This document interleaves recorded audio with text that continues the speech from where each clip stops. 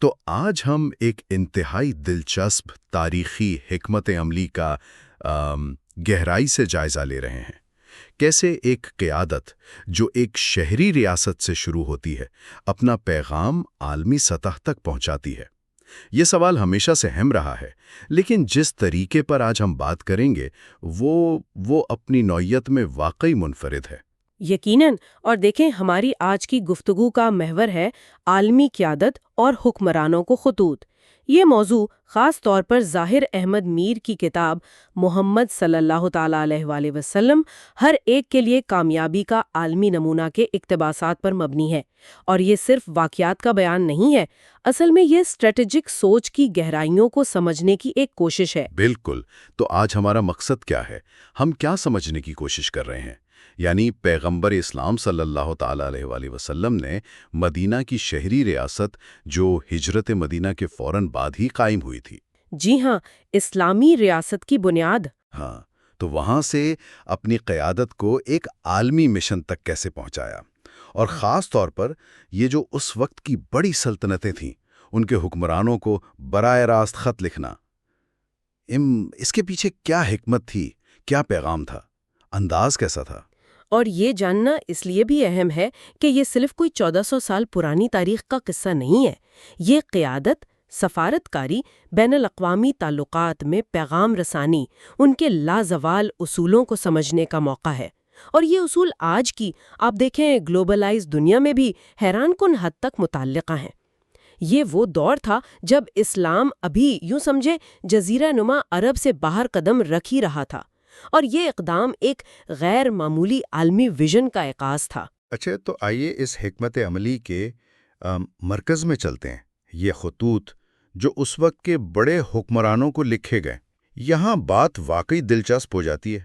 ذرا سوچیں، ایک نئی ریاست کا سربراہ جس کی طاقت ابھی آپ کہہ سکتے ہیں مستحکم ہو رہی ہے، وہ اس وقت کی سپر پاورز کو، روم کا قیصر ہرقل، فارس کا شہنشاہ خسرو پرویز، حبشہ کا بادشاہ نجاشی، مصر کا مقوقس، ان سب کو براہ راست خط لکھ رہا ہے۔ یہ کتنا غیر معمولی قدم تھا۔ یہ غیر معمولی سے بھی بڑھ کر تھا۔ مطلب یہ اس وقت کے جو بین الاقوامی تعلقات کے اصول تھے نا، ان سے بالکل ہٹ کر تھا۔ عام طور پر ریاستیں یا تو طاقت کی زبان میں بات کرتی تھیں یا پھر کوئی تجارتی یا فوجی معاہدے ہوتے تھے، لیکن یہاں ایک بالکل مختلف پیغام دیا جا رہا تھا۔ ان خطوط کا بنیادی مقصد کوئی سیاسی اتحاد بنانا نہیں تھا یا کوئی تجارتی فائدہ حاصل کرنا نہیں تھا۔ تو پھر پیغام کا اصل جوہر کیا تھا؟ اگر سیاست نہیں، تجارت نہیں، تو پھر کیا تھا؟ پیغام کا مرکزی نقطہ تھا توحید، یعنی اللہ کی وحدانیت کا اقرار اور صرف اسی کی عبادت کی دعوت۔ یہ ایک بنیادی روحانی اور آپ کہہ سکتی ہیں نظریاتی پیغام تھا۔ اس کے ساتھ ظاہر ہے اسلام قبول کرنے کی دعوت تھی، مطلب اس نئے دین کے نظام عدل اور اخلاقیات کو اپنانا۔ اور ایک بہت اہم پہلو یہ بھی تھا کہ حکمرانوں کو تلقین کی گئی کہ وہ اپنی رعایا کے ساتھ انصاف کریں، چاہے وہ اسلام قبول کریں یا نہ کریں۔ یہ صرف مذہب بدلنے کی دعوت نہیں تھی، بلکہ ایک بہتر، ایک منصفانہ معاشرے کی طرف بلانا تھا۔ یہ بات اہم ہے کہ انصاف کا مطالبہ صرف مسلمانوں کے لیے نہیں بلکہ ساری رعایا کے لیے تھا۔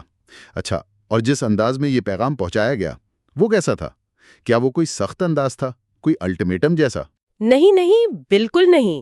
یہیں تو اس حکمت عملی کی خوبصورتی اور گہرائی نظر آتی ہے۔ انداز تخاطب، یعنی بات کرنے کا طریقہ، وہ انتہائی باوقار تھا، شائستہ تھا اور اصولی تھا۔ ہر حکمران کو اس کے لقب اور مرتبے کے مطابق مخاطب کیا گیا۔ جیسے آپ نے ہرقل کا ذکر کیا تو انہیں عظیم الروم کہہ کر پکارا گیا۔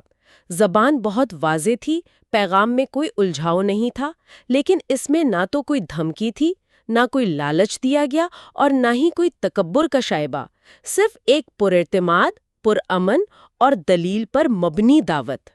تو یہ تو ایک طرح سے سفارتکاری میں ایک ماسٹر کلاس ہو گئی، مطلب اپنے اصولوں پر مکمل قائم رہتے ہوئے بغیر لگی لپٹی کے بات کرنا، اور وہ بھی اس انداز میں کہ مخاطب کی عزت نفس بھی مجروح نہ ہو۔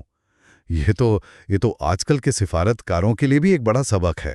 درست فرمایا آپ نے۔ یہ ظاہر کرتا ہے کہ وضاحت اور شائستگی، اصول پسندی اور سفارتی نزاکت، یہ سب ایک ساتھ ممکن ہے۔ آپ کو اپنا پیغام پہنچانے کے لیے چیخنے، چلانے یا دھمکیاں دینے کی ضرورت نہیں ہے۔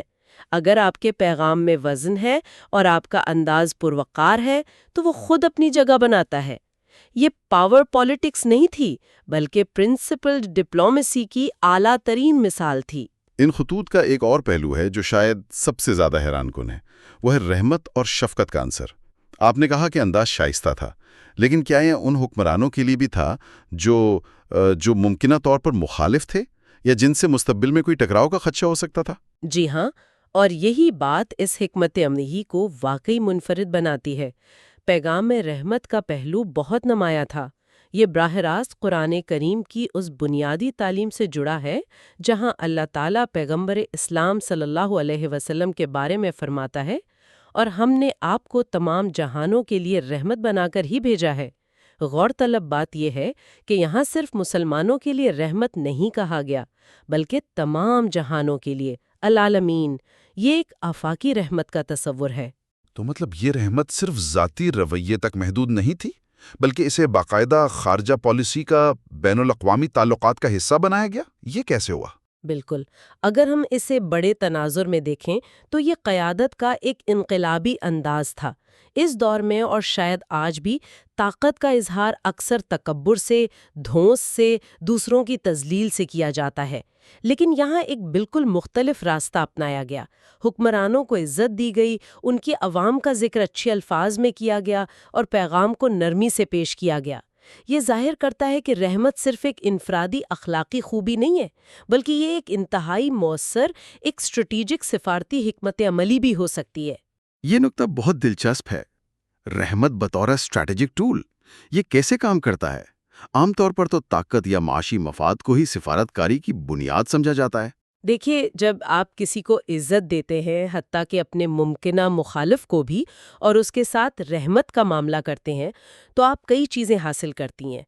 اول، آپ اس کے دفاعی رویے کو کم کرتی ہیں، وہ آپ کی بات سننے پر زیادہ آمادہ ہوتا ہے۔ دوم، آپ اخلاقی برتری حاصل کرتی ہیں۔ آپ کا پیغام صرف الفاظ نہیں رہتا، آپ کا عمل اس کی تصدیق کرتا ہے۔ سوم، اس میں سرحدوں کے پار دل جیتنے کی صلاحیت ہوتی ہے۔ خوف یا دباؤ شاید وقتی طور پر اطاعت دلا دے، لیکن عزت اور رحمت، ان کا اثر دیر پا ہوتا ہے۔ یہ غور و فکر کی دعوت دیتے ہیں، یہ تعلقات کی بنیاد کو مضبوط کرتے ہیں، چاہے فوری طور پر کوئی تبدیلی نہ بھی آئے۔ اس کو آپ ایک طرح سے اخلاقی طاقت کا استعمال کہہ سکتی ہیں۔ واقعی یہ ایک بالکل مختلف زاویہ ہے طاقت اور اثر و رسوخ کو دیکھنے کا۔ تو ان خطوط کے، اس حکمت عملی کے عملی نتائج کیا نکلے؟ کیا سب نے یہ دعوت فوراً قبول کر لی؟ نہیں، ایسا نہیں ہوا۔ رد عمل بہت مختلف تھا۔ کچھ حکمران تھے جنہوں نے مثبت جواب دیا یا کم از کم پیغام کا احترام کیا، جیسے حبشہ کے بادشاہ نجاشی، جو پہلے بھی مسلمانوں کو پناہ دے چکے تھے۔ ان کے بارے میں روایات ہیں کہ انہوں نے نہ صرف پیغام قبول کیا، بلکہ وہ ذاتی طور پر ایمان بھی لے آئے۔ مصر کے حکمران مقوقس نے بھی نرم جواب دیا، تحفے بھیجے، لیکن اسلام قبول نہیں کیا۔ اور منفی رد عمل بھی تھا یقیناً۔ جی ہاں، شدید منفی رد عمل بھی تھا۔ فارس کے عظیم شہنشاہ خسرو پرویز نے جب خط وصول کیا تو وہ شدید غصے میں آ گئے اور مبینہ طور پر خط کو پھاڑ دیا، بلکہ انہوں نے یمن میں اپنے گورنر کو حکم بھیجا کہ وہ پیغمبر اسلام صلی اللہ علیہ وسلم کو نعوذ باللہ گرفتار کر کے ان کے دربار میں پیش کریں۔ دوسری طرف روم کے بادشاہ ہرقل نے خط کو سنجیدگی سے لیا۔ روایت بتاتی ہیں کہ انہوں نے اپنے دربار میں موجود عرب تاجروں سے، جن میں اس وقت ابو سفیان بھی تھے جو مسلمان نہیں ہوئے تھے، ان سے پیغمبر اسلام کے بارے میں پوچھا، اور وہ ان کی سچائی سے متاثر بھی ہوئے، لیکن اپنی سلطنت کے جو پادری تھے، عمرا تھے، ان کے دباؤ اور سیاسی مصلحتوں کی وجہ سے وہ عوامی طور پر اسلام قبول نہ کر سکے۔ تو اس کا مطلب یہ ہوا کہ جہاں پیغام قبول نہیں ہوا، جیسے فارس میں، وہاں یہ حکمت عملی ناکام ہو گئی، یا اس ناکامی میں بھی کوئی بات تھی؟ یہ ایک نہایت اہم سوال ہے۔ دیکھیں، بظاہر جو رد عمل منفی تھا، جیسے خسرو کا خط پھاڑ دینا، وہ بھی آپ دیکھیں غیر متوقع طور پر اسلام کے عالمی پیغام کو پھیلانے کا ایک ذریعہ بن گیا۔ وہ کیسے؟ جب ایک اتنی بڑی سلطنت کا بادشاہ اس طرح کا شدید رد عمل دکھاتا ہے تو یہ خبر تو جنگل کی آگ کی طرح پھیلتی ہے۔ لوگوں میں تجسس پیدا ہوتا ہے کہ بھئی آخر یہ کون سا پیغام ہے، یہ کون سی شخصیت ہے جس نے فارس جیسی سپر پاور کو چیلنج کر دیا۔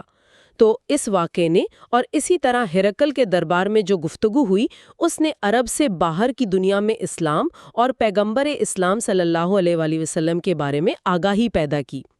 تو جو بظاہر ناکامی نظر آتی ہے وہ دراصل عالمی سطح پر برانڈ اویئرنیس یا پیغام کی پہچان بنانے کا سبب بن گئی۔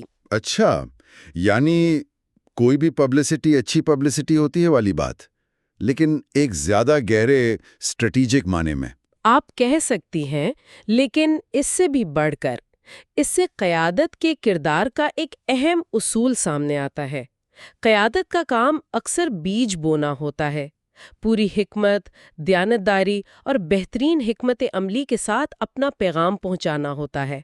اب وہ بیج فوری طور پر پھل دے گا یا کچھ عرصے بعد، یا اس کا نتیجہ کسی اور شکل میں نکلے گا، یہ اللہ کے اختیار میں ہے۔ اہم بات یہ ہے کہ پیغام پہنچا دیا جائے، حجت تمام کر دی جائے۔ نتائج کی پرواہ کیے بغیر اپنا کام بہترین طریقے سے کرنا، یہ بھی قیادت کی ایک نشانی ہے۔ یہ بات آج کے دور سے کیسے جڑتی ہے؟ کیا آج کی دنیا میں جہاں رابطے کے طریقے بالکل مختلف ہیں، اس سے کوئی سبق ملتا ہے؟ یقیناً، آج کل آپ دیکھیں کارپوریٹ دنیا میں، بین الاقوامی تعلقات میں، ethical branding, value based leadership, soft power diplomacy, یہ اصطلاحات بہت عام ہیں۔ کمپنیاں اور ممالک کوشش کرتے ہیں کہ اپنی ساکھ اچھی بنائیں، اپنی اقدار کو نمایاں کریں تاکہ لوگ ان کی طرف مائل ہوں۔ یہ جو اصول آج اتنے جدید سمجھے جاتے ہیں، ان کی عملی شکل ہمیں 1400 سال پہلے کی اس حکمت عملی میں نظر آتی ہے، یعنی طاقت کے وحشیانہ استعمال کے بجائے اخلاق، وقار، انصاف اور رحمت کے ذریعے اثر و رسوخ قائم کرنا۔ یہ سافٹ پاور کا شاید سب سے قدیم اور مؤثر استعمال تھا۔ اور یہ صرف خط لکھنے تک ہی محدود نہیں تھا۔ آپ نے شروع میں عالمی ویژن کی بات کی تھی، یہ ویژن عملی طور پر کیسے نافذ ہوا؟ بہت اہم نقطہ ہے۔ یہ صرف ایک بار خط لکھ دینے کا معاملہ نہیں تھا، یہ ایک مستقل، ایک مربوط حکمت عملی کا حصہ تھا۔ پیغمبر اسلام صلی اللہ علیہ وآلہ وسلم نے صرف خطوط نہیں لکھے، بلکہ انہوں نے اپنے تربیت یافتہ صحابہ کرام کو باقاعدہ سفیر بنا کر مختلف علاقوں، ریاستوں اور قبائل کی طرف بھیجا۔ یہ سفیر صرف پیغام پہنچانے والے نہیں تھے۔ تو ان سفیروں کا کردار کیا تھا؟ وہ کیا کرتے تھے؟ وہ ان اقدار کا چلتا پھرتا نمونہ تھے جن کی وہ دعوت دے رہے تھے۔ وہ صرف زبانی پیغام نہیں لے کر گئے، بلکہ اپنے کردار سے، اپنی امانت داری، اپنی سچائی، اپنی شائستگی اور مقامی ثقافتوں کے احترام کے ذریعے اسلام کا عملی تعارف پیش کیا۔ روایات میں آتا ہے کہ ان سفیروں نے مقامی زبانیں سیکھیں، وہاں کے رسوم و رواج کا لحاظ رکھا، تجارتی تعلقات قائم کیے اور لوگوں کے ساتھ گھل مل کر دین کی دعوت دی۔ انہوں نے یہ ثابت کیا کہ اسلام صرف ایک نظریہ نہیں ہے، بلکہ ایک قابل عمل طرز زندگی ہے جو امن، انصاف اور ترقی لاتا ہے۔ یہ پبلک ڈپلومیسی کی ایک شاندار مثال تھی۔ تو اس سارے عمل کا، اس عالمی ویژن کا حتمی مقصد کیا تھا؟ کیا ایک عالمی سلطنت بنانی تھی جہاں سب پر ایک ہی حکومت ہو؟ نہیں، تصور ایک عالمی امت کا تھا۔ یہ سیاسی سلطنت سے زیادہ ایک نظریاتی اور اخلاقی برادری کا تصور تھا۔ ایک ایسی عالمی برادری جو جغرافیائی سرحدوں، نسل، رنگ یا زبان کی بنیاد پر نہیں، بلکہ مشترکہ بنیادی اقدار پر قائم ہو۔ وہ اقدار کیا تھیں؟ توحید، ایک خدا کا تصور، عدل و انصاف کا قیام اور رحمت و شفقت کا رویہ۔ اس ویژن میں مختلف قوموں اور ثقافتوں کے تنوع کو نہ صرف تسلیم کیا گیا بلکہ اس کا احترام کیا گیا تھا۔ مقصد یکسانیت مسلط کرنا نہیں تھا، بلکہ وحدت میں کثرت یعنی یونٹی ان ڈائیورسٹی کا قیام تھا۔ مطلب بنیادی اصول مشترک ہوں لیکن مقامی ثقافتیں اور روایات اپنی جگہ پھلتی پھولتی رہیں۔ یہ واقعی ایک جامع اور مؤثر کن ویژن ہے۔ اب آخری اور شاید سب سے اہم سوال، آج کے اس ڈیجیٹل دور میں جہاں انفارمیشن کا سیلاب ہے، جہاں اے آئی ہماری کمیونیکیشن کو بدل رہا ہے، اس 1400 سال پرانی حکمت عملی کا کیا اطلاق ہو سکتا ہے؟ یہ سوال آج کے دور میں انتہائی اہم ہے۔ ہمارے پاس آج وہ ٹولز ہیں، سوشل میڈیا، ای میل، انسٹنٹ میسیجنگ، ویڈیو کانفرنسنگ، جو ہمیں سیکنڈوں میں کرۂ ارض کے کسی بھی کونے میں لاکھوں کروڑوں لوگوں تک پہنچا سکتے ہیں۔ یہ ایک ناقابل تصور طاقت ہے۔ سوال یہ ہے کہ کیا یہ جدید ڈیجیٹل ذرائع وہی مثبت کردار ادا کر سکتے ہیں جو اس وقت خطوط اور سفیروں نے ادا کیا تھا؟ کیا یہ ممکن بھی ہے، خاص طور پر جب آن لائن دنیا اکثر پولرائزیشن اور غلط معلومات کا شکار رہتی ہے؟ ممکن تو ہے، لیکن اس کے لیے شعوری کوشش اور انہی بنیادی اصولوں کی پاسداری ضروری ہے جو ہم نے ابھی ڈسکس کیے۔ ٹیکنالوجی تو نیوٹرل ہوتی ہے، اس کا استعمال اسے مثبت یا منفی بناتا ہے۔ چیلنج یہ ہے کہ کیا ہم آج کے ڈیجیٹل خطوط، ہماری ای میلز، ہماری ٹویٹس، ہماری فیس بک پوسٹس، ہماری واٹس ایپ گفتگویں، ہمارے بلاگز، کیا ہم انہیں اسی طرح رحمت، وقار، وضاحت، سچائی اور انصاف کے اصولوں کے تحت لکھ اور شیئر کر رہے ہیں؟ کیا ہمارا مقصد صرف اپنی آواز بلند کرنا ہے، دوسروں کو نیچا دکھانا ہے، یا اپنی ایکو چیمبر کو مضبوط کرنا ہے؟ یا ہمارا مقصد واقعی سرحدوں کے پار مثبت مقابلہ قائم کرنا، غلط فہمیوں کو دور کرنا اور دلوں کو جوڑنا ہے؟ تو اگر ہم اس ساری گفتگو کو سمیٹیں تو وہ کون سے کلیدی نکات ہیں جو ہمارے ذہن میں رہنے چاہیے؟ میرے خیال میں چند اہم نکات ہیں۔ اول، حقیقی قیادت کا ویژن ہمیشہ مقامی حدود سے بلند ہو کر آفاقی ہوتا ہے۔ دوم، طاقتور ترین مخالفین کو بھی براہ راست پروقار انداز میں مخاطب کرنے کی جرات اور حکمت۔ سم، رحمت اور شفقت کو صرف ذاتی خوبی نہیں بلکہ ایک مؤثر سفارتی اور اسٹریٹجک ٹول کے طور پر استعمال کرنا۔ چہارم، پیغام رسانی میں وضاحت، شائستگی اور اصول پسندی کا بے وقت ممکن ہونا۔ پنجم، قیادت کا کام بیج بونا ہے، نتائج اللہ کے ہاتھ میں ہیں۔ اور ششم، یہ اصول آج بھی اتنے ہی متعلقہ ہیں، خاص طور پر ڈیجیٹل دور میں رابطوں کے لیے۔ اور اس میں سب سے بڑا سبق کیا ہے جو ہم آج کی زندگی میں اپنا سکتے ہیں؟ شاید سب سے بڑا سبق یہ ہے کہ قیادت اور اثر و رسوخ کا اصل منبع صرف فوجی یا معاشی طاقت نہیں ہوتی۔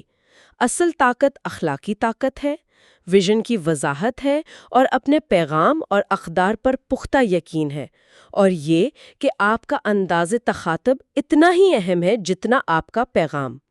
وقار، شائستگی، سچائی اور رحمت، یہ وہ کرنسی ہیں جو سرحدوں اور زمانوں سے ماورا ہیں، جو دلوں کو جیت سکتی ہیں اور دیر پا اثر قائم کر سکتی ہیں۔ بالکل، یہ واقعی گہری باتیں ہیں جن پر غور کرنے کی ضرورت ہے۔ جی ہاں، اور شاید سامعین کے لیے آج کی گفتگو کے اختتام پر ایک سوال چھوڑا جا سکتا ہے جس پر وہ غور کر سکیں۔ جس طرح اس دور میں خطوط اور سفیر پیغام رسانی کی ٹیکنالوجی تھے، آج ہمارے پاس ڈیجیٹل ٹیکنالوجی کا سیلاب ہے۔ کیا ہم ان جدید اوزار کو جو ہمیں بے پناہ رسائی دیتے ہیں، اسی طرح شعوری طور پر رحمت، وضاحت، سچائی اور مثبت مقصدیت کے ساتھ استعمال کر رہے ہیں؟ کیا ہماری آن لائن شخصیت، ہماری ڈیجیٹل گفتگویں اسی اخلاقی معیار کی عکاسی کرتی ہیں جو ہم اپنی آف لائن زندگی میں اپنانا چاہتے ہیں یا پسند کرتے ہیں؟ یا ہم ڈیجیٹل دنیا کے شور اور غصے میں کہیں بہہ گئے ہیں؟ یہ وہ سوال ہے جس کا جواب ہم میں سے ہر ایک کو اپنے اندر تلاش کرنا ہے۔ رحمت بطور حکمت عملی کا کیا مطلب ہے؟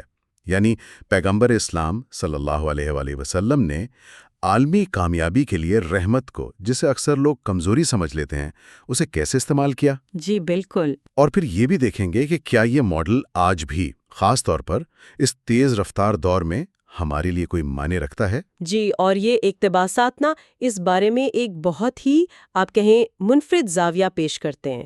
عام طور پر جو خیال ہے کہ کامیابی کے لیے طاقت کا اظہار ضروری ہے، یہ اس کو چیلنج کرتے ہیں۔ اچھا؟ جی، یہ بتاتے ہیں کہ رحمت اور صبر جیسی چیزیں اصل میں لمبی مدت کی کامیابی اور ایک پائیدار اثر قائم کرنے میں زیادہ اہم ہو سکتی ہیں۔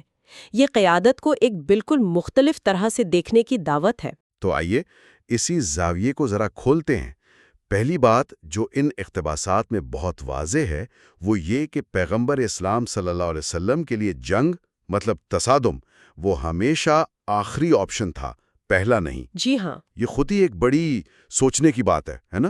خاص طور پہ جب ہم لیڈرشپ اور ریاست کے معاملات کو دیکھتے ہیں۔ جی ہاں بالکل، اور اس کی سب سے اچھی مثال ہمیں ملتی ہے صلح حدیبیہ میں۔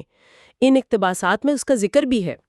بظاہر تو وہ ایک ایسا معاہدہ تھا جس کی شرطیں فوری طور پر مسلمانوں کو آپ کہیں ناگوار لگ رہی تھیں یا شاید کمزور پوزیشن والی لگ رہی تھیں۔ یہاں تک کہ یہ یاد رکھنا بھی اہم ہے کہ اس وقت بہت سے قریبی صحابہ بھی اس سے پریشان تھے، مطلب ایک حد تک مایوس بھی۔ اچھا، تو اس سے پیغمبر صلی اللہ علیہ وسلم کے صبر، ان کی دور اندیشی اور اپنے مقصد پر ان کے یقین کا اندازہ ہوتا ہے۔ وہ ایک بڑا امتحان تھا۔ تو اس کا مطلب یہ ہوا کہ قیادت میں کبھی کبھی ایسے فیصلے کرنے پڑتے ہیں جو شاید وقتی طور پر لوگوں کو پسند نہ آئے یا کمزوری سمجھے جائیں، بالکل، لیکن ان کے پیچھے ایک لمبی سوچ، ایک ویژن ہوتا ہے، مختصر فائدے پر مستقبل کے بڑے مقصد کو ترجیح دینا۔ بالکل درست کہا آپ نے، اور اہم بات یہ ہے کہ یہ کوئی مجبوری نہیں تھی یا کوئی پیسو رویہ نہیں تھا۔ مصنف یہی دلیل دے رہے ہیں کہ یہ ایک سوچی سمجھی حکمت عملی تھی جس کی بنیاد رحمت تھی۔ یعنی خون ریزی سے بچنا۔ جی، خون ریزی سے بچنا اور امن کو ایک حقیقی موقع دینا۔ تو یہ واقعہ اس خیال کو مضبوط کرتا ہے کہ قیادت میں رحمت کمزوری نہیں ہے، بلکہ وہ گہری حکمت اور اخلاقی جرت کی نشانی ہے۔ شاید سب سے اہم بات ان اقتباسات سے یہی نکلتی ہے کہ رحمت کو ایک غیر فعال خوبی کے بجائے ایک فعال، سوچی سمجھی سفارتی حکمت عملی کے طور پر پیش کیا گیا ہے، جو لمبے عرصے میں کھلی طاقت سے زیادہ طاقتور ثابت ہوئی۔ یہ واقعی قیادت کے بارے میں جو عام تصورات ہیں ان سے کافی ہٹ کر بات ہے۔ تو پھر سوال یہ ہے کہ یہ حکمت عملی یعنی رحمت کو ایک اسٹریٹجک چیز کے طور پر استعمال کرنا، یہ آج کے رہنماؤں کے لیے کتنی قابل عمل ہے، کتنی ریلیونٹ ہے؟ میرے خیال میں تو آج اس کی اہمیت شاید پہلے سے بھی زیادہ ہے۔ اچھا، کیسے؟ دیکھیں، ان اقتباسات میں یہی زور دیا گیا ہے کہ دنیا میں امن اور استحکام کے لیے غلبے یا طاقت سے کنٹرول کرنے والی پالیسیوں کے بجائے رحمت، افہام و تفہیم اور انصاف پر مبنی پالیسیوں کی ضرورت ہے۔ اور آج AI کے دور میں جہاں معلومات اتنی تیزی سے پھیلتی ہیں، رابطے فوری ہیں، وہیں غلط فہمیاں، پولرائزیشن، تنازعات، ان کے پھیلنے کا خطرہ بھی تو بڑھ گیا ہے نا۔ ہاں، یہ تو ہے۔ ایسے ماحول میں ایک ایسا لیڈرشپ ماڈل جو ہمدردی، برداشت، معافی، ان چیزوں کو اہمیت دے، وہ زیادہ پائیدار تعلقات بنا سکتا ہے، اعتماد پیدا کر سکتا ہے، حقیقی تعاون کی بنیاد رکھ سکتا ہے۔ یعنی ٹیکنالوجی کی ترقی کے باوجود یا شاید اسی وجہ سے بنیادی انسانی اقدار کی ضرورت کم نہیں ہوئی بلکہ بڑھ گئی ہے؟ بالکل، یہ اقتباسات یہی اشارہ دے رہے ہیں۔ یہ بہت دلچسپ بات ہے۔ اچھا، ان مثالوں سے آگے بڑھیں تو ماخذ میں کچھ کی ٹیک اویز یعنی کیٹ نتائج بھی بتائے گئے ہیں۔ پہلا تو یہ کہ رسول اللہ صلی اللہ علیہ وآلہ وسلم نے مدینہ کو صرف ایک شہر نہیں رہنے دیا، بلکہ اسے عالمی سطح پر اثر و رسوخ کا ایک مرکز بنا دیا۔ جی، ان اقتباسات کی روشنی میں اس تبدیلی کے پیچھے کیا بنیادی وجہ نظر آتی ہے؟ دیکھیں، ان تحریروں کے مطابق اس تبدیلی کی بنیاد وہ معاشرہ تھا جو مدینہ میں قائم ہوا، ایک ایسا معاشرہ جہاں انصاف تھا، مساوات تھی، مختلف پس منظر کے لوگ امن سے رہ رہے تھے۔ یہ ماڈل خود ہی ایک بہت طاقتور پیغام بن گیا۔ پھر اسی پیغام کو حکمت اور رحمت کے ساتھ دنیا تک پہنچایا گیا۔ تو مدینہ صرف ایک جغرافیائی جگہ نہیں رہا، بلکہ ایک نظریاتی اور اخلاقی مرکز بن گیا۔ اور دوسرا اہم نقطہ جو سفارتکاری سے جڑا ہے، وہ اس وقت کے بادشاہوں اور حکمرانوں کو لکھے گئے خطوط ہیں۔ اقتباسات میں انہیں اخلاقی سفارتکاری یعنی ایتھیکل ڈپلومیسی کا ایک لازوال نمونہ کہا گیا ہے۔ اس سے کیا مراد ہے؟ یہ کیا چیز ہے؟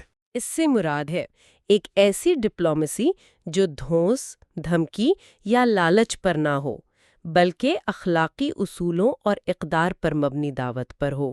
اچھا، یہ خطوط سیاسی یا فوجی معاملات سے زیادہ ایک اونچے مقصد کی طرف بلاتے تھے: توحید، انصاف، انسانی بھلائی۔ ان کا انداز بہت باوقار تھا، مدلل تھا، واضح تھا، اپنی بات پورے احترام سے لیکن پوری وضاحت سے، بغیر کسی ڈر یا جھجک کے کہی گئی۔ یعنی اپنے اصولوں پر قائم رہتے ہوئے بھی دوسروں سے بات چیت کرنا۔ بالکل، اور مؤثر طریقے سے، باوقار انداز میں۔ یہ تعلقات بنانے کی کوشش تھی، توڑنے کی نہیں۔ یہ تو سفارتکاری کا ایک بہت ہی منفرد انداز لگتا ہے جہاں اقدار سب سے اہم ہے۔ اچھا، کتاب میں ایک اور بڑی دلچسپ لائن ہے، رحمت وہاں پل بناتی ہے جہاں طاقت توڑ دیتی ہے۔ یہ سننے میں تو بہت خوبصورت ہے، لیکن اس کا عملی مطلب کیا ہے؟ اس کا عملی مطلب یہ ہے کہ طاقت کا استعمال خاص طور پر جب وہ جارحانہ ہو یا ناانصافی پر مبنی ہو تو وہ لوگوں، گروہوں، قوموں کے بیچ دیواریں کھڑی کر دیتا ہے۔ صحیح۔ وہ خوف، نفرت، دشمنی پیدا کرتا ہے۔ ہو سکتا ہے وقتی طور پر کسی کو دبا لیا جائے، لیکن تعلقات میں ہمیشہ کے لیے دراڑیں پڑ جاتی ہیں۔ اس کے مقابلے میں رحمت، معافی، درگزر، سمجھنے کی کوشش کرنا، چاہے ذاتی سطح پر ہو یا بین الاقوامی سطح پر، یہ ٹوٹے ہوئے رشتوں کو جوڑ سکتا ہے۔ یہ اعتماد بحال کرتا ہے، ماضی کے زخم بھرنے میں مدد دیتا ہے اور لوگوں کے درمیان آپ کہیں حقیقی پل بناتا ہے۔ یہ دیر پا مثبت تعلقات کی بنیاد ہے۔ یہ تو واقعی ایک گہری سوچ ہے، اور مصنف اس نقطے کو براہ راست اپنے آخری کلیدی نتیجے سے جوڑتے ہیں کہ اے آئی کے دور میں عالمی قیادت کو رحمت والی پالیسیوں کی طرف واپس آنا پڑے گا۔ ان دونوں میں کیا تعلق ہے، اے آئی اور رحمت؟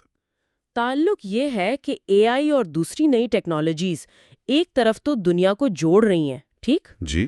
لیکن دوسری طرف غلط معلومات، سائبر حملے، ڈیجیٹل تقسیم، نگرانی، ان کے ذریعے نئے جھگڑے اور تقسیم پیدا کرنے کا ذریعہ بھی بن سکتی ہیں۔ ہاں، یہ خطرہ تو ہے۔ طاقت کے مراکز بدل رہے ہیں، ان کی نوعیت بدل رہی ہے۔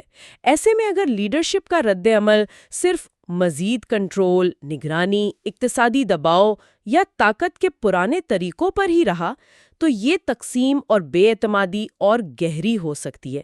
مصنف کا کہنا یہ ہے کہ ان نئے چیلنجز کا صحیح جواب دینے کے لیے ہمیں ماضی کے اس نوی ماڈل سے سیکھنا ہوگا جہاں بات چیت، افہام و تفہیم، مشترکہ انسانی اقدار اور بنیادی طور پر رحمت پر زور تھا۔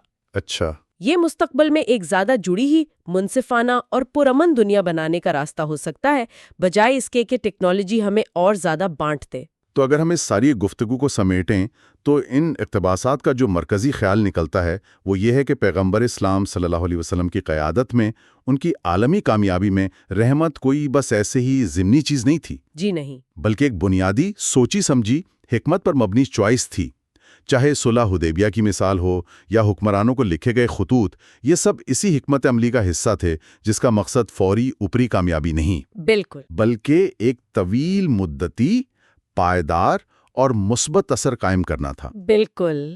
اور اہم بات یہ ہے کہ یہ ماڈل صرف تاریخ کی بات نہیں ہے، یہ آج بھی اتنا ہی ریلیونٹ ہے، اتنا ہی قابل عمل ہے، خاص طور پر آج کی دنیا میں جہاں ہم دیکھ رہے ہیں کہ تنازعات بڑھ رہے ہیں، قوم پرستی ہے، عدم برداشت ہے، عالمی سطح پر اعتماد کی کمی ہے۔ یہ چیلنجز ہمارے سامنے ہیں، تو یہ اقتباسات ہمیں یاد دلاتے ہیں کہ حقیقی اور دیر پا طاقت شاید فوجی برتری یا پیسے کے زور میں اتنی نہیں ہے جتنی مشترکہ انسانی اقدار، انصاف اور رحمت پر مبنی مضبوط تعلقات بنانے میں ہے۔ یہ ایک ایسا ویژن ہے جو عالمی سطح پر زیادہ پرامن اور منصفانہ نظام کی بنیاد بن سکتا ہے۔ جی بالکل۔ یہ یقیناً ایسے نکات ہیں جن پر سوچنے کی ضرورت ہے۔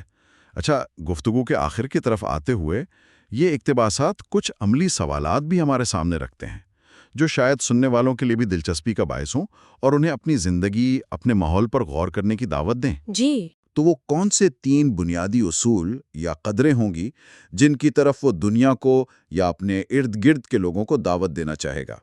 یہ اپنی ترجیحات کو واضح کرنے کا ایک طریقہ ہو سکتا ہے۔ جی، یہ ایک اچھی مشق ہے، اور اسی سے جڑا ایک اور سوال ہے جو شاید زیادہ ذاتی ہے اور گہرا بھی۔ وہ کیا ہے؟ وہ یہ ہے کہ کیا ہماری ذاتی زندگی کے فیصلے، یا اگر ہم کسی ادارے کا حصہ ہیں تو ہماری پالیسیاں، کیا وہ رحمت اور ہمدردی پر مبنی ہے یا ہماری انا، ایگو اور ذاتی خواہشات پر؟ اوہ، یہ تو سیدھا دل پر لگتا ہے۔ جی، یہ سوال اس پوری گفتگو کے نچوڑ کو عملی زندگی سے جوڑتا ہے۔ یہ ایک طرح سے خود احتسابی کی دعوت ہے کہ ہمارے فیصلوں کے پیچھے، ہماری حکمت عملیوں کے پیچھے اصل محرک کیا ہے؟ کیا وہ دوسروں کی بھلائی، افہام و تفہیم، معافی کا جذبہ ہے، یا پھر غلبہ پانے کی خواہش، تکبر، یا صرف اپنا فائدہ؟ یہ ایک ایسا سوال ہے جو ہمیں اپنے کاموں پر گہرائی سے سوچنے پر مجبور کرتا ہے۔